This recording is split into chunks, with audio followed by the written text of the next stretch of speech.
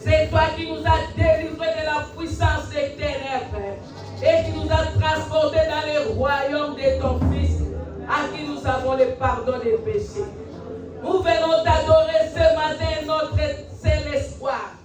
Nous venons t'adorer ce matin, le Dieu qui écoute toutes les langues. Ce n'est pas qu'on va te prier dans une seule langue pour que tu écoutes nos prières. Tu es le Dieu là sur les baillants, si tu si à ma mère tu écoutes.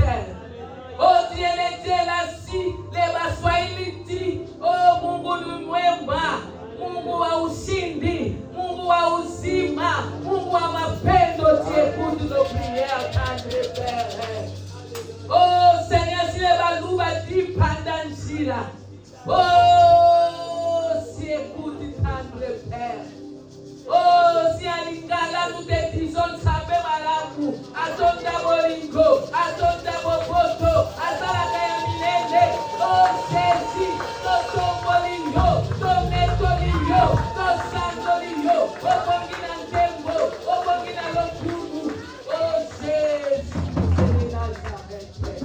Oh, Seigneur, zoto keina bakongo, le bakongo disent, Nzambia mpungu tulendo.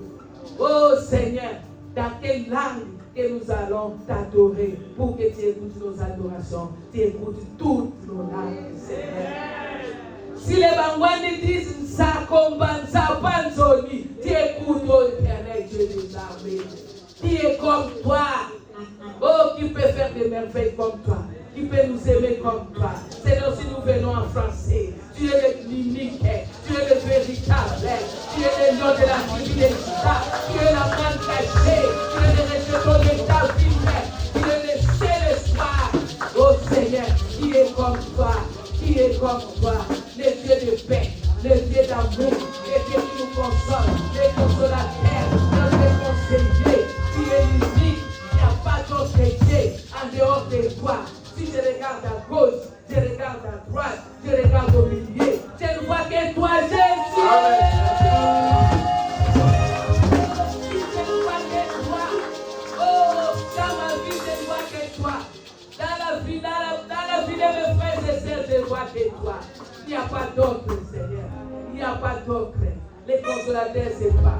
Si je pleure, tu me dis, ma grâce te suffit. Oh Seigneur Jésus. Qui peut les consoler comme toi?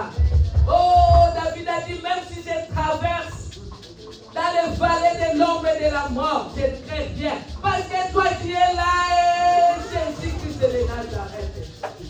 Qui est comme toi? Qui peut nous aimer comme toi? Oh Seigneur, même si nous trébuchons, Seigneur, tu nous relèves avec tendresse et amour. Amen. Qui peut nous aimer comme toi? Oh Seigneur, nos parents disent qu'ils nous aiment, mais toi tu nous aimes plus que nos parents. Parce que nos parents peuvent nous abandonner, mais toi tu n'abandonnes jamais. Oh Seigneur, c'est pour cela, moi et bien-aimés frères et sœurs, nous te disons, règne à jamais dans nos vies.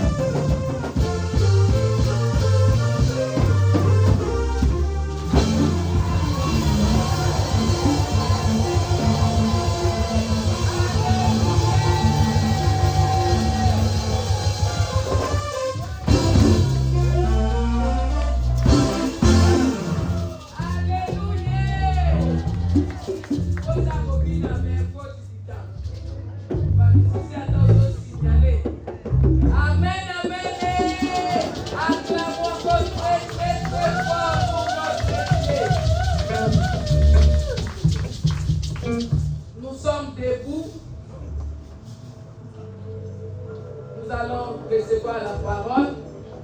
La Bible nous dit, tout passera. Mais la parole de Dieu ne passera jamais. Amen, amen. Nous avons des maisons, ça passera. Nous avons des voitures, nous avons des biens, nous avons l'argent. Tout passera. Amen. C'est la parole de Dieu ne passera jamais. Non, non, non, jamais ne passera. Nous sommes debout bien-aimés par respect de notre Dieu. Non, non, non, jamais ne passera. La parole de Dieu jamais ne passera. Non, non, non, non, non, jamais ne passera. La parole de Dieu jamais ne passera.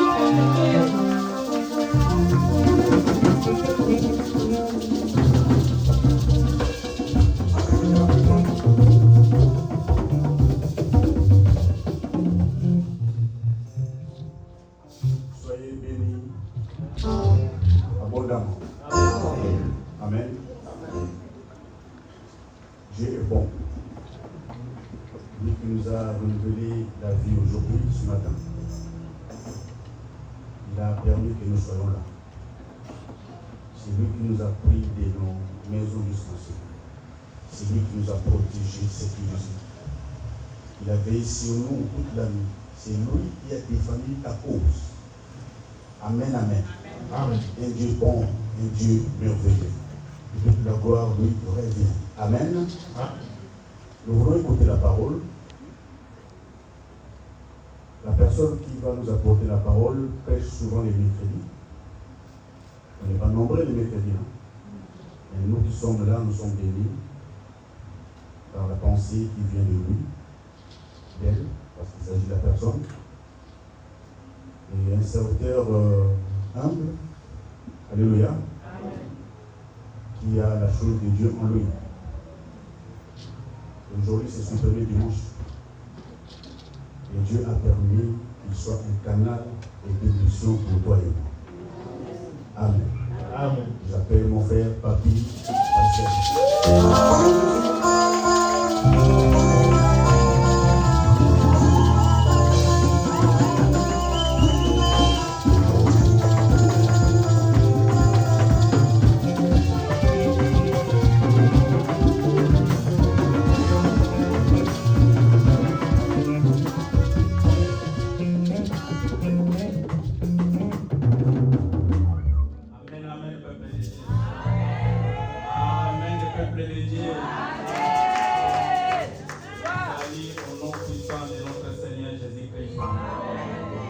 Vraiment, je suis très honoré. C'est la grâce. Vraiment, je rends grâce à Dieu pour que je sois sélectionné aujourd'hui. Je ne suis pas spécial, mais peut-être c'est une surprise pour toi. Mais Dieu sait planifier des choses. Amen. En tout cas, je prie que si aujourd'hui c'est moi qui t'aimais, ça soit toi. Toi qui n'as pas encore passé ici, qui n'est pas encore passé ici, pardon, que ça soit toi demain. Amen, amen, amen. Vraiment, je remercie Dieu pour ça. Et merci pour papa, pour son choix qu'il a apporté à ma personne, pour que j'apporte la parole de Dieu. Et aux franches collaborateurs du pasteur aussi qui est à ses côtés, le deuxième pasteur. Et merci pour l'équipe de berger. Vraiment, une équipe très forte qui bâtit un travail vraiment. En tout cas, je suis reconnaissant à vous. Et à toi, peuple de Dieu, qui est venu, qui a laissé tout, qui a abandonné toutes choses pour venir écouter la parole de Dieu. Que tu sois béni, béni, béni abondamment au nom puissant de Jésus-Christ de Nazareth. Amen, amen, amen. Amen, peuple de Dieu. Alors nous allons nous lever pour lire quelques portions des Écritures.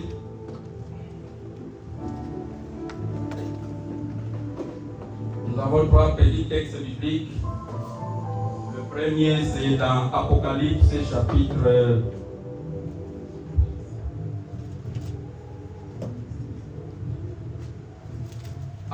chapitre 5, verset 1 à 7.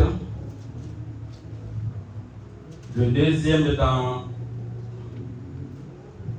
le livre de Jean, pour ceux qui écrivent, Jean, chapitre 1, versets 12 et 13. Le troisième dans Matthieu, chapitre 1, le texte qui va nous introduire, Matthieu 1 à son 17e verset. Donc nous sommes dans Apocalypse chapitre 5, verset 1 à 7. Si nous sommes là, nous y sommes. Oui, je dis au nom de Jésus-Christ. Puis je vis dans la main droite de celui qui était assis sur le trône un livre écrit en dedans et en dehors, scellé de 7 sceaux. Et je vis un ange puissant qui criait d'une voix forte: qui est digne d'ouvrir le livre et d'en rompre les sceaux? Et personne dans le ciel, ni sur la terre, ni sous la terre, ne put ouvrir le livre et ni les regarder. Et je pleurais. Beaucoup de cette personnes ne furent trouvées dignes d'ouvrir le livre ni de les regarder. Et l'un des vieillards me dit: ne pleure point. Voici le lion de la tribu de Juda, le rejeton de David, a vaincu pour ouvrir les livres et ses 7 sceaux. Et je vis au milieu du trône et les 4 êtres vivants, au milieu des vieillards, un agneau qui était là comme immolé. Il avait 7 cornes et 7 yeux, qui sont les 7 esprits de Dieu envoyés par toute la terre. Parole du Seigneur. Amen. Nous allons prendre le livre de Jean, chapitre 1, verset 12 à 13. Nous lisons au nom de Jésus. Mais à tous ceux qui l'ont reçu, à ceux qui croient à son nom, il a donné le pouvoir de devenir enfants de Dieu, lesquels sont nés, non du sang, ni de la volonté de la chair, ni de la volonté de l'homme, mais de Dieu. Parole du Seigneur. Amen. Enfin, nous prenons le livre de Matthieu, chapitre 1, unique verset, le verset 17. Je lis au nom de Jésus. Il y a donc en tout 14 générations depuis Abraham jusqu'à David, 14 générations depuis David jusqu'à la déportation à Babylone, 14 générations depuis la déportation de Babylone jusqu'au Christ. Parole du Seigneur. Amen, amen, amen, amen. Nous mettre. Je ne sais pas chanter, mais je vais essayer quand même de chanter. Mais maestro, je ne sais pas asseoir ma voix dans le gamme, sinon je serai au gamme. Motema nanga ezokumisa yo nakende wapi soki na yo te tango motema ekomakasuka opesaka ngai ano motema nanga ezokumisa yo nakende wapi soki na yo te tango motema ekomakasuka opesaka ngai ano ata nafasi nakotika yo te natingama nanga kaka seyo otelemisa makolo nanga esika masusu maninga ata nafasi nakotika yo te Kakaseyo, otelebisa makolo nanga, esika masusu malinga, atana moni, zeleza molili, nakobanga moli ya nzela te, olakisa kanga nzela, esika natia lokolo.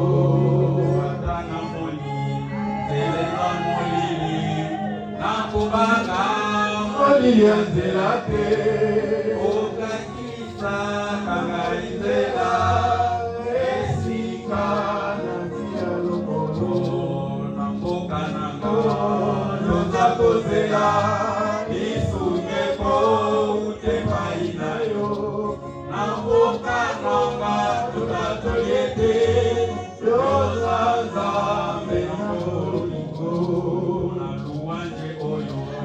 Tukatomea isungeko utepai nayo na edifise tutatoyete yosanza memolingo ngai na lingiye sakoyo ngai na lingiye na motema ngai na lingiye sakoyo ngai na lingiye motema ata bafiki bafingana bango nakobanga te bafingana bango ata batoli natolanga nakobanga te kotolana bango ngai nalingiye samboyo ngai nalingiye na motema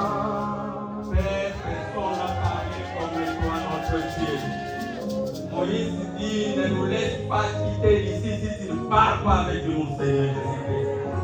Ne me laisse pas parler si tu ne parles pas au-dedans de moi, Seigneur. Seigneur, je te présente ton peuple, Seigneur de le Père.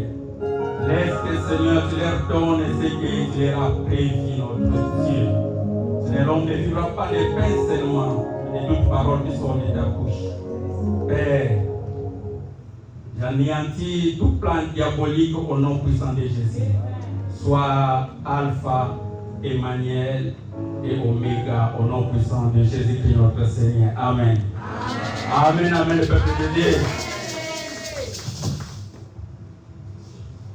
Nous sommes dans les périodes des exaucements depuis un bout de temps.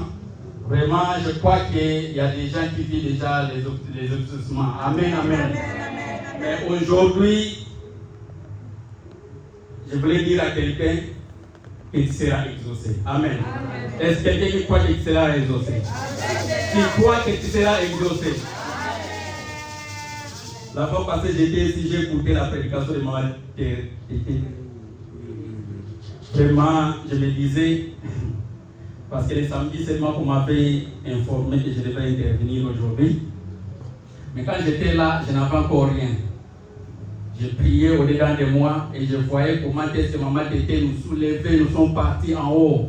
Moi je me suis dit, si moi aussi je le fais monter en haut, comme quelqu'un me disait, ce qu'on m'a dit, si je suis au Bamba, amen. Mais grâce à Dieu, aujourd'hui, Dieu va nous faire descendre. Amen. Dieu va nous faire descendre. Amen. Alors, Maman Tété a parlé la fois passée de la grâce et ses exigences. Il a parlé de 5 points que je vais seulement résumer. Elle a parlé de l'attachement et la foi, l'action, 3e point la sanctification, 4e point la collaboration, 5e point l'humilité et la soumission. Très bonne prédication, Maman, et Dieu vous bénisse. Amen. Aujourd'hui, par la grâce de Dieu, nous allons parler de notre thème d'aujourd'hui, les générations et les mystères des fils de Dieu. Amen. Les générations, beaucoup de générations et les mystères des fils de Dieu. Beaucoup de fils de Dieu, pas un fils unique. Beaucoup. Amen, amen. Donc nous sommes dans les générations et les mystères des fils de Dieu. Alors notre prédication a 2 volets. Nous avons le premier volet générationnel, le deuxième volet, le volet mystère. Donc le volet générationnel, nous sommes dans la partie généralité. Donc nous parlons de génération depuis que l'homme a chuté. Quand l'homme a chuté, il a commencé à chercher à collaborer aux hommes. Amen. Quand l'homme a péché, il s'est retiré aux hommes. Mais après Noé, la Bible nous dit Noé trouva grâce. Amen. Donc Noé aussi n'était pas digne, mais il trouva seulement grâce. Mais après tout, il a commencé à chercher à collaborer avec l'homme. Et de là que nous allons commencer, comme nous l'avons lu en Matthieu. Amen, amen. Quand Matthieu l'a présenté, donc Matthieu l'a codé un peu et nous allons décoder ce que Matthieu a dit dans ce que nous avons lu en Matthieu 1, verset 17. Et le volet mystère, nous savons que les mystères, ce sont des choses cachées et révélées à Dieu. Donc là, nous sommes dans le domaine de la révélation. Donc vous comprenez avec moi, nous sommes dans le langage selon 1 Corinthiens 14, 6. Dans le langage de la connaissance et dans le langage de la révélation. Amen, amen, amen. Alors, Matthieu nous dit, en tout, il y a 14 générations depuis Abraham jusqu'à David. Et 14 générations depuis David jusqu'à la déportation à Babylone. Et 14 générations depuis à la déportation à Babylone jusqu'au Christ. En fait, qu'est-ce qu'une génération? Une génération, c'est l'ensemble des personnes vivant dans un temps à peu près du même âge. Amen. Donc, ce sont des personnes qui vivent dans un temps. Donc, le temps est limité. Amen. Là, nous avons les notions de temps. Donc, un ensemble de personnes qui vivent seulement dans un temps précis, à peu près sont du même âge. Ça, c'est la première définition. Et la deuxième définition, c'est un groupement d'individus du même âge, partageant les mêmes valeurs durant une période. Amen. Par exemple, ce sont des bergers, ce sont des chasseurs, ce sont des cultivateurs. Donc, ils partagent des valeurs, par exemple, des bergers. Amen, amen, amen. Amen. Hein? Alors, le mot génération vient du verbe générer, qui signifie seulement engendrer ou donner naissance. Donc nous voyons là que nous parlons du Père au Fils. Amen. Donc quand nous parlons de génération, nous parlons du Père au Fils. Il y a une autre notion qui peut parler du maître au serviteur. Mais là nous sommes du Père au Fils. Parce que c'est l'action d'engendrer. C'est l'action de donner naissance. Amen, amen. Donc nous ne pouvons pas parler du Fils sans que nous parlions du Père. Amen. Hein?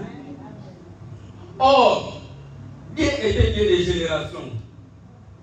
Dans le livre d'Exode, Dieu dit, je suis un Dieu jaloux.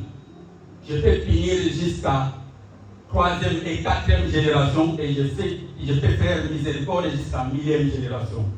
Dieu était Dieu des générations. Ecclésiaste est là, plus loin, lui aussi marqué sur la génération. Il dit, quel est l'avantage revient-il à l'homme de toute la peine qu'il se donne sous le soleil? Une génération s'en va et une autre revient. Amen. Et que ça se plaît seulement nous dire qu'une génération prend fin. Amen.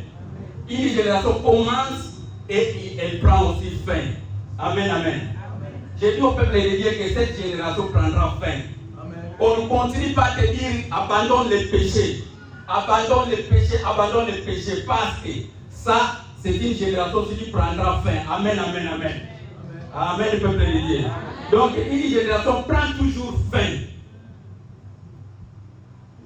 Qu'est-ce que nous pouvons savoir sur la génération? Une génération commence depuis la naissance d'une personne. Donc, quand une personne est née, jusqu'à ce que cette personne va commencer à donner aussi naissance.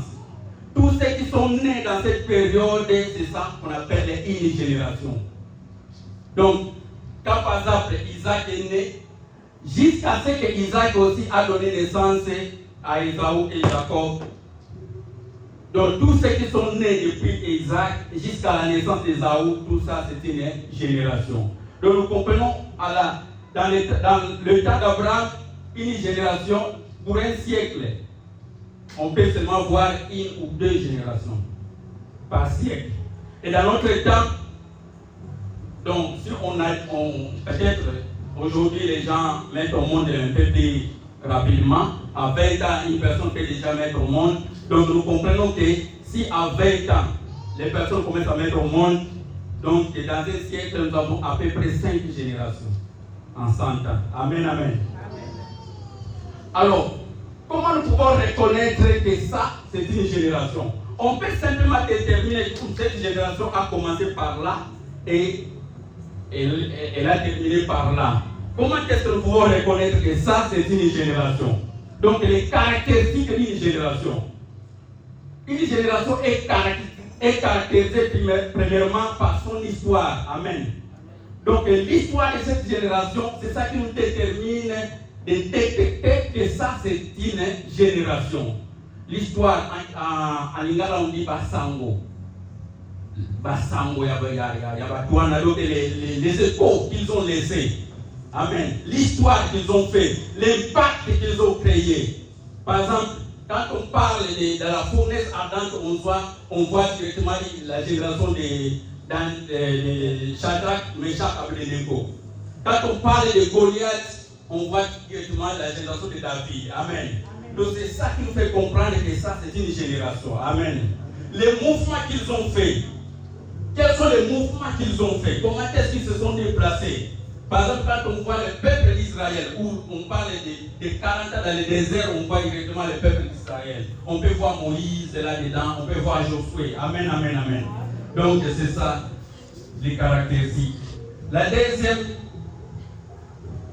chose qu'on peut voir que c'est ça, c'est une génération, c'est les référents ou les garants. Une génération porte toujours un garant ou un référent. Amen. Une génération porte toujours un garant. C'est pourquoi même Matthieu, quand il parle au travers des garants. Donc il détermine depuis Abraham jusqu'à David. Donc ce sont les garants d'une génération. Il prend de David jusqu'à déportation à Babylone. Déportation à Babylone, on voit déjà cette race royale qui était déportée à Babylone. Il prend de la race royale jusqu'au Christ. Donc nous comprenons déjà que ces gens-là, ce sont des garants de ces générations-là. Amen, amen. La troisième des choses, une génération porte aussi des titres ou des significatifs. Par exemple, les pères. Amen. Hein? Quand on dit que ça, c'est une génération de pères, tous ceux qui sont dans cette génération, ce sont nos pères. Donc quand moi je dis par exemple que ça, c'est une génération de mon père, tous ceux qui sont dans cette génération-là, ce sont mes pères, ce ne sont pas mes camarades. Amen. Quand on dit ça, c'est une génération de mon aîné. Tous ceux qui sont nés dans cette génération, ce sont mes aînés. Ce ne sont pas mes amis. Amen. Donc c'est là, nous allons comprendre que ça, c'est une génération. Amen, amen, amen. Donc en quelque sorte, ce sont là les trois caractéristiques que nous avons pu décrire. Alors, excusez-moi, je préviens un peu du matériel didactique pour bien expliquer les choses. Donc, matière à coder, mais bibliquement, nous avons trois grandes générations. Amen. Hein? Amen. Trois grandes générations. En fait, Matthieu l'a un peu détaillé d'une manière un peu générale, mais bibliquement, nous avons seulement 3 grandes générations. Depuis que Dieu a commencé à collaborer aux hommes, nous avons 3 grandes générations. La première génération, c'est ça qu'on appelle les générations de pères ou génération de patriarches. Alors, le garant de cette génération-là, c'était Abraham. Amen, amen. Donc, c'est ça qui était la première génération. Depuis la collaboration de Dieu sur terre. Ça, c'était la première génération. On les appelait les pères, les patriarches. Après les patriarches vient une génération qui a suivi cette génération de serviteurs. Amen. Avec les 40 comme Moïse. Parce que Dieu, vous savez, ici, Dieu vient, il appelle Moïse. Moïse lui demande qui est-il? Et Dieu dit, je suis le Dieu d'Abraham, d'Isaac et de Jacob. Amen. Donc Moïse sait déjà que ce sont là, ce sont nos pères. La troisième génération, c'est une génération de fils. Donc ici, Dieu déclare, celui-là c'est mon fils, c'est Jésus-Christ. Nous savons déjà que Jésus-Christ est le fils de Dieu. Alors, comment nous pouvons déterminer que cette génération a commencé par là et s'est terminée par là? Vous verrez qu'à chaque génération, il dépose 12 fils d'Israël. Ici, il dépose 12 fils de Jacob. Là aussi, il dépose 12 fils d'Israël qui sont les apôtres. Amen, amen. Pour seulement séparer des générations, des grandes générations. Amen. Donc, nous comprenons que 12 fils ici, ils étaient entre les pères et les serviteurs. Parce que nous savons ici que c'est Lévi qui est entré ici au sacerdoce. Mais ce n'est pas Lévi qui avait travaillé, c'est seulement la lignée d'Aaron. Amen. C'est pourquoi cette 12-là était entre les pères et les serviteurs. Et ici aussi, ces 12 ici étaient entre les serviteurs et les fils. C'est pourquoi apôtre Paul pouvait facilement dire que moi, serviteur de Jésus-Christ. Amen. Nous allons comprendre là où je vais, qu'est-ce que je vais dire par là. Amen. Alors, qu'est-ce qui caractérise cette génération ici? Ici, nous verrons que ici, leur caractère était absence de sacerdoce. Amen. Hein? Ils n'ont pas presque servi l'Éternel, mais ils étaient basés sur leur foi. Amen. Ils n'ont pas servi l'Éternel, ils étaient des migrants. Donc ils partaient ça et là. Amen. Ils étaient des bergers. Amen. Hein? Et ici c'était, leur caractère était l'esclavage. L'esclavage qui a commencé un peu physique, nous savons, il était en esclavage en Égypte, mais qui a terminé spirituel. Spirituel comment? Parce qu'ils étaient sous la loi. Amen, amen, amen. Ils étaient sous la loi. Et la Bible dit, celui qui est sous la loi, il est sous la condamnation. Amen, amen. Donc, ils étaient des esclaves ici. Amen, amen. Mais ici, quand Christ est venu, la Bible dit que Christ est mort sous la loi, mais ressuscité selon la grâce. Amen. Donc, Christ a payé le prix ici et il nous justifie ici. Amen, amen. Donc, nous sommes acquittés des condamnations. C'est pourquoi l'apôtre Paul dit qu'il n'y a plus de condamnation pour celui qui est dans Christ. Amen, amen. Mais Christ ne nous justifie seulement pas. Il amène aussi ce qu'on appelle la grâce et la vérité. Amen. Oh, la grâce, c'est une faveur imméritée.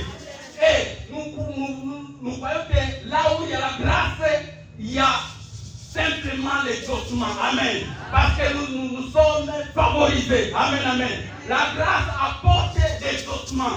La vérité est le contraire du mal. Quand nous marchons dans la vérité, nous sommes aussi exaucés. La vérité aussi apporte l'exaucement. Amen, amen, amen. Et la justice aussi nous apporte aussi l'exaucement. Donc, vous verrez qu'ici, nous sommes les fils de Dieu. Amen. Donc, automatiquement, nous sommes exaucés. Ici, nous sommes exaucés. Amen, amen.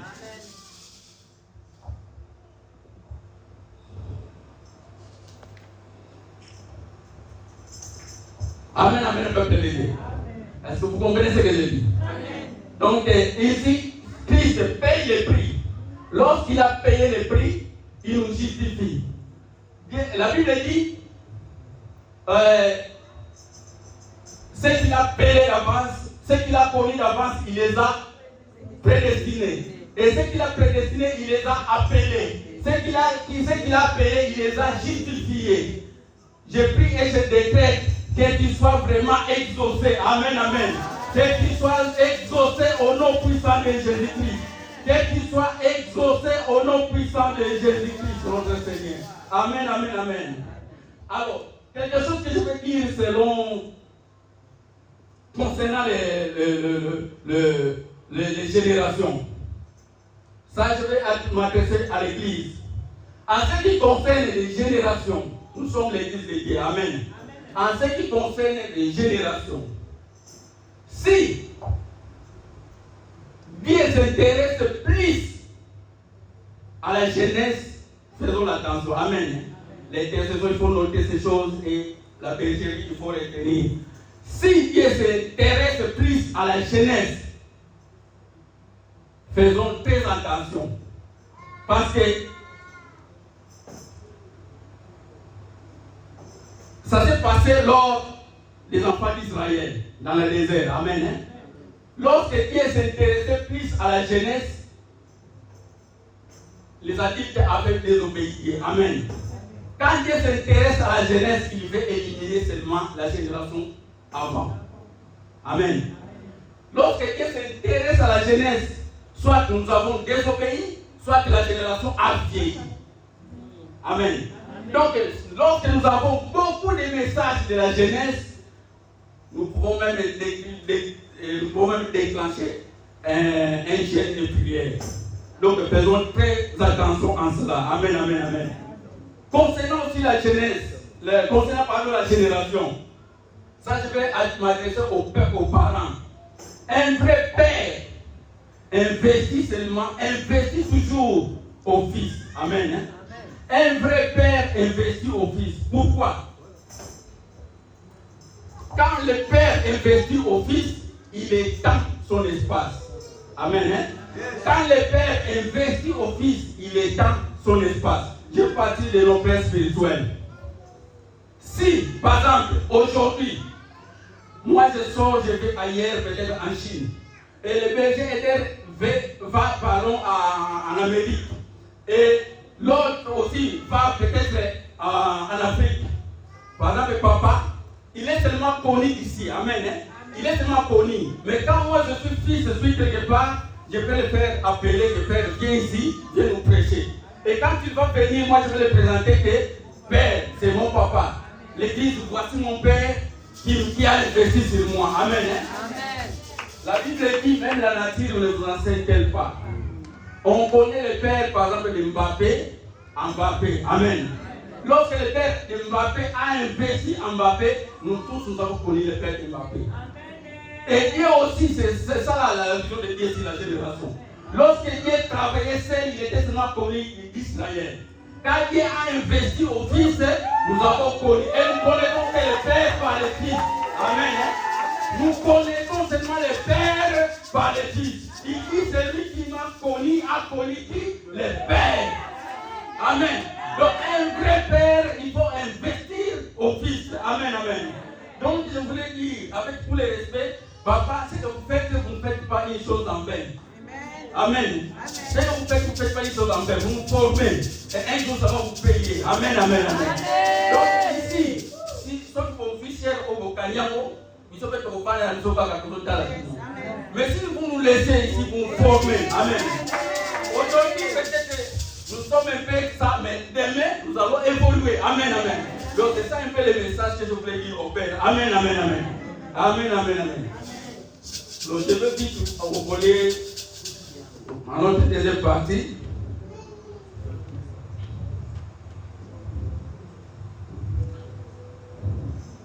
Là, je voulais demander aux mamans, parce que là, c'était un mystère que je voulais expliquer. Amen, amen. Est-ce qu'il y a des mamans ici? Amen. Il y a des mamans. Les mamans qui ont des fils. Quelles sont les mamans qui ont des fils? Levez-vous toi. Levez vos mains. Vous avez des fils? Oui. Merci beaucoup. Les mamans qui ont des serviteurs. Quelles sont les mamans qui ont des serviteurs à la maison? Servantes. Ah, vous avez des servantes. Ce ne sont pas vos filles, hein? Ce ne sont pas vos fils. Vous avez des servantes? Non, vos servantes que vous payez. Non. Vous n'en avez pas. voulais expliquer quelque chose. Dans cette génération, nous sommes tantôt fils de Dieu, nous sommes tantôt serviteurs de Dieu. Est-ce que c'est la même chose? Mais pourquoi nous nous appelons serviteurs et des fois nous appelons fils de Dieu? Amen, amen. De tel point que Moïse n'est pas fils de Dieu, de tel point aussi Jésus-Christ n'est pas serviteur de Dieu. Pour la simple raison, un serviteur ne peut, pour la simple raison, un Dieu ne peut pas se servir. Parce que Jésus-Christ est Dieu. Nous savons ça, non? Un Dieu ne peut pas se servir. Amen, amen. Alors, cette histoire des serviteurs, je vous avais dit qu'on ne peut pas parler du Père sans qu'on parle du Fils, comme aussi on ne peut pas parler du Fils sans qu'on parle des serviteurs. Cette histoire des serviteurs a commencé depuis les temps anciens. Amen, amen. Là, nous sommes dans le volet mystère. Nous pouvons prendre Matthieu 15. Matthieu 15, le verset 2 à 4. Matthieu chapitre 15.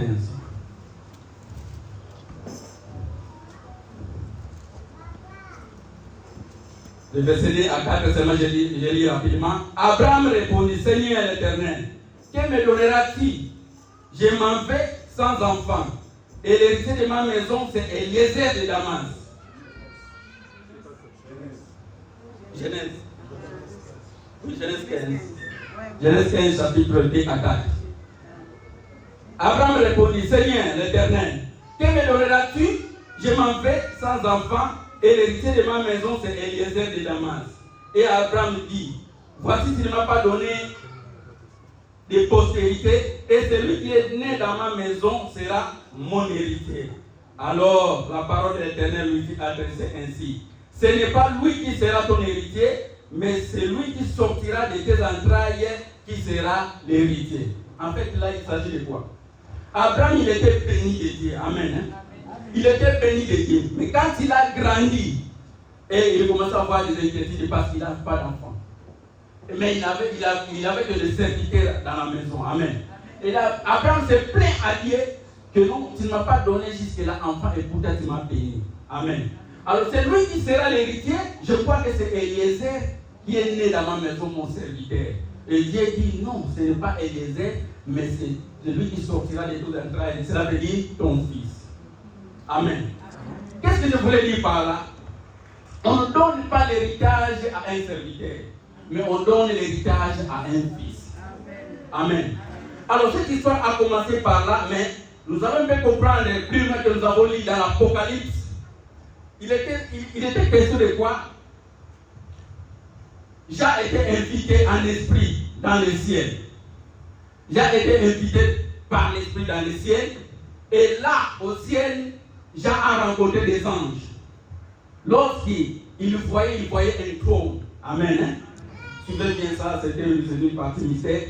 Jean voyait un trône. Alors, dans le trône, il voit une personne ou une voix qui rétablit sur le trône, disant que qui est digne, donc qui est digne de racheter nous qui sommes par terre. Amen. Hein? Alors, n'oublions pas que c'est lui qui devrait, celui qui était digne, devait avoir comme récompense de quoi? La gloire. Amen. Devait voir comme récompense la gloire. La gloire veut dire les trônes. Alors, là, ils étaient là, les anges et Jean étaient là. Quand on a questionné, et Jean commençait à voir, il a vu dans les ciels, personne n'était digne. Sur la terre, personne n'était digne. Jean commence à se demander, oui, Abraham que j'ai connu. Mais oui, le grand Abraham, notre père de foi. Mais oui, Moïse qui a fait des choses incroyables. Amen. Mais oui, Pierre que j'ai laissé, mais Pierre qui est là, qu'on a laissé la clé. Amen. La Bible là n'explique pas pourquoi il n'était pas digne. La Bible a parlé seulement que personne n'était digne d'ouvrir les livres et de les regarder. Amen. Mais pourquoi que personne n'était digne d'ouvrir? C'est ça notre question. Parce que ça, il s'agissait c'est lui qui devrait être capable de recevoir quoi? Le trône, donc la gloire. Amen. J'ai oublié que si vous allez quelque part, vous voyez le trône, il ne s'agit pas d'un pays. Amen. Hein? Il ne s'agit pas d'une nation, mais il s'agit d'un royaume. Amen. Or, dans un royaume, l'héritier n'est pas le serviteur. L'héritier, c'est le fils. Amen. Même Pharaon connaît ces choses. Quand Joseph a réussi, a expliqué son songe, et Pharaon a dit, tu peux prendre tout le pays. Faites-le comme tu veux. Mais ce qui me séparera de toi, c'est seulement le trône. On ne donne pas le trône à un serviteur. Là, je vais m'expliquer. En fait, je connais bien notre vision. Je ne combats pas la vision parce que quelqu'un peut dire qu'il ne combat la vision parce que moi je sais que nous, à Louange, nous sommes les serviteurs du serviteur. Moi je connais bien ces choses-là. Amen, amen, amen. Amen. Mais lorsque j'ai reçu ce message, j'ai prié et Dieu a quand même confirmé que c'est lui qui a donné cette vision. Mais je voulais préciser que la vision est administrative. Et nous parlons de la parole de Dieu. Amen. Hein? Donc Dieu ne nous jugera pas au travers de la vision. Dieu nous jugera au travers de sa parole. Amen. L'unique personne qui peut nous juger au travers de la vision, c'est les garants de la vision. C'est pas fait dans la vie. Amen. Parce que moi, je connais des personnes qui respectent bien la vision, mais qui négligent la parole. Amen. Ils respectent les visions. Ils sont là comme des saints dans l'église, mais en dehors, ce sont des infidèles. Amen. Donc moi, je prêche la parole. Alors, comprenez que quand ils étaient là, Jean commence à pleurer. Il plaît. L'ange lui dit, tu pleures pourquoi? L'ange lui dit, calme-toi. Regarde le Fils de Dieu, l'agneau qui a été immolé. Amen, amen. Mais pourquoi les autres n'étaient pas dignes? Parce que pour accéder au trône, il faut du sang royal, premièrement. Amen. Il faut avoir du sang royal. Si tu n'as pas le sang royal, tu ne peux pas accéder au trône. Deuxièmement, il faut être un fils né du roi. Amen. Deuxièmement, il faut seulement être des fils nés de ce roi-là. Alors, qu'est-ce qui est arrivé? Quand Jésus est venu sur terre, amen, hein? Tout ça c'est Nicodème qui nous a laissé. L'église aujourd'hui est restée nicodémique parce que quand Nicodème est arrivé, Nicodème c'est le serviteur. Il est arrivé ici, lui qui était docteur en loi, et il a demandé à Jésus, que faut-il que nous fassions pour que nous entrons dans le royaume de Dieu? Christ lui a dit, si tu n'es né d'eau et d'esprit, tu ne peux pas recevoir le royaume de Dieu. Amen. Hein? L'eau c'est quoi? C'est la parole. L'esprit c'est lui-même Dieu. Amen, amen. C'est pourquoi automatiquement Dieu devrait Dieu devrait nous naître. Amen. Hein? Donc c'est pourquoi Dieu a envoyé son esprit pour que nous soyons nés de lui. Amen. Hein? Et nous avons reçu cet esprit-là. Amen. Hein? Deuxièmement, il nous a envoyé la parole. Et la parole faite chair, c'est Jésus.